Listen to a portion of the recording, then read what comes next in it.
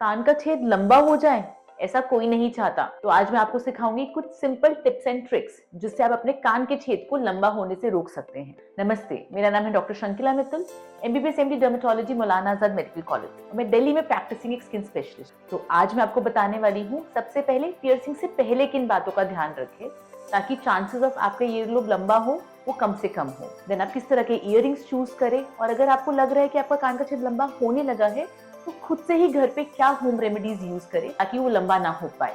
और लास्ट में डिस्कस करूंगी कि अगर वो लंबा हो ही गया है तो क्या बेस्ट ट्रीटमेंट ऑप्शंस अवेलेबल है ताकि आप अपने लंबे छेद को बंद भी कर सकें। तो सबसे पहले तो जब आप पियर्सिंग करवा रहे हैं तो किस बात का ध्यान रखना है, तो मेक श्योर करो कि पियर्सिंग जब आप करवा रहे हो तो जो छेद है वो लोअर मार्जिन की तरफ ना हो बल्कि आप थोड़ा ऊपर की तरफ करवाएं ताकि उसके खिंच के लंबे होने के चांसेस कम से कम रहे। ऑल्सो मेक श्योर कि आप हेवी इयरिंग्स कम से कम पहने, स्पेशली जब आप छोटे बच्चों के साथ खेल रहे हो या किसी ऐसी जगह पे जा रहे हो जहाँ पे आपको बहुत ज्यादा स्विंग्स लेने हैं या इयरिंग के अटकने का चांस है, तो वहां पर आप हेवी इयरिंग्स पहनना अवॉइड करें। एंड डेली बेसिस पे या तो स्मॉल लूप्स पहने या फिर छोटे स्टड्स पहने, और बीच बीच में इयरिंग्स को उतार के ईयर्स को रेस्ट का भी टाइम दे ताकि जो आपका ईयर का होल है वो रिपेयर हो सके और ऑटोमेटिकली थोड़ा छोटा हो। अब मैं बताती हूँ कि क्या साइंस है जिनको देख के आप समझ सकते हो कि क्या आपका कान का छेद लंबा हो रहा है। अगर आपका कान का छेद सर्कल यानी गोले से एक लाइन की तरह या ओवल की तरह बनने लगा है, या फिर आपका इयरिंग जब आप पहन रहे हो तो वो थोड़ा नीचे की तरफ दिखने लगा है, दैट इज ओरिजिनल पोजीशन, उसका मतलब है कि अब धीरे धीरे आपका कान का छेद लंबा होने की कोशिश कर रहा है।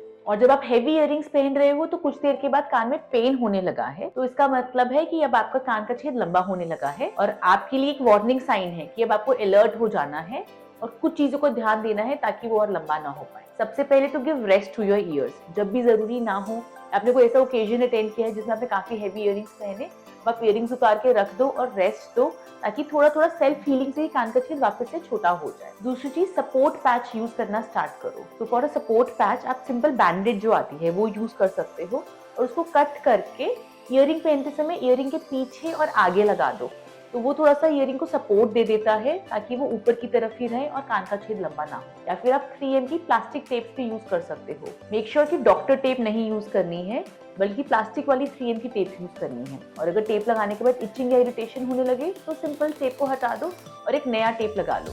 तो अगर आप स्टार्टिंग में ही सपोर्ट पैचेस यूज करना शुरू कर देते हैं, आप अपने कान के छेद को लंबा होने से रोक सकते हैं। अब अगर कान का छेद लंबा हो ही गया है तो क्या ट्रीटमेंट ऑप्शन चूज करें ताकि हम उसे बंद कर सकें। तो इस सिचुएशन में हमारे पास दो ऑप्शंस हैं, one is pasting and other is suturing.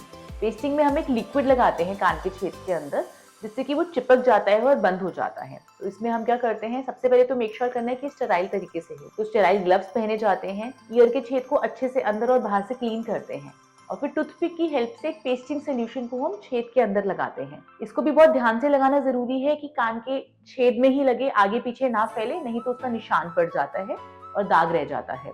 और उसके बाद उसको केयरफुली लगाने के बाद एक टेप से हम सील कर देते हैं और उस टेप को आपको 2 से 3 दिन के लिए लगे रहने देना है। तो जब आप इसको फॉलो करते हो तो अबाउट 1 हफ्ते के अंदर वो जो छेद है वो बंद हो जाता है। Pasting is a good technique अगर कान का छेद थोड़ा ही लंबा हुआ है, पूरा थ्रू एंड थ्रू कट नहीं हुआ है या फिर लंबा कट नहीं बना है। ऑल्सो जो पेस्टिंग से जो रिपेयर होता है वो थोड़ा वीक होता है एज कम्पेयर टू सूचरिंग। तो इसमें जब आप रीपियर्सिंग कराओगे तो मेक श्योर करना है कि वो लाइन जो पुरानी वाली लाइन है उससे काफी दूर हो और कम से कम आप 3 महीने के बाद रीपियर्सिंग कराओ ताकि दोबारा कटने का रिस्क मिनिमम से मिनिमम रहे। बट अगर आपका कान का छेद लंबा कट हो चुका है, थ्रू एंड थ्रू कट हो गया है या फिर काफी लंबा हो गया है, इतना कि आपका इयरिंग भी निकल जाता हो उसके, तो pasting is not a good option. In that case हमें सूचरिंग चूज करना चाहिए जिसके अंदर हम लेजर की मदद से आपके एजेस को फ्रेशन अप कर देते हैं ताकि वो हील हो सके और फिर एक सूचर लगा के उनको आपस में चिपका देते हैं। इसका फायदा ये है कि ये जो है वो एक बेटर हीलिंग देता है। इनफैक्ट हम इसके अंदर भी एक सूचर छोड़ते हैं जो उसको परमानेंटली पकड़ के रखे और इस तरह का रिपेयर किया हुआ छेद इजीली खुलता नहीं है। इसके अंदर हम इसी लाइन के पास या इस लाइन के ऊपर भी रिपीट छेद कर सकते हैं। बट अगेन अगर हम पास या उसके ऊपर छेद करना चाहते हैं तो एटलीस्ट 3 मंथ्स की बात करें, और अगर आप जल्दी पियर्सिंग कराना चाहते हो तो वो थोड़ा सा दूर 1 मंथ के अंदर भी की जा सकती है। इन द मीन टाइम आप स्टड्स वाली इयरिंग जो मैग्नेटिक इयरिंग्स होते हैं या क्लिप ऑन्स पहन सकते हैं ताकि अगर आपको कहीं बाहर जाना हो तो बाहर जाने में भी प्रॉब्लम ना हो और अपना फैशन भी मेंटेन कर सके। तो आई होप इस वीडियो से आपको सिंपल टिप्स एंड ट्रिक्स मिली होंगी जिससे आप अपने ईयर के छेद को लंबा होने से रोक सकते हो, और रिपेयर करना पड़े तो रिपेयर कैसे करना है वो भी सीख सकते हैं। अगर इसके अलावा भी आपका कोई सवाल है तो नीचे दिए गए कमेंट सेक्शन में हमें कमेंट करें और हमारे चैनल को लाइक, सब्सक्राइब और शेयर जरूर करें। Thank you.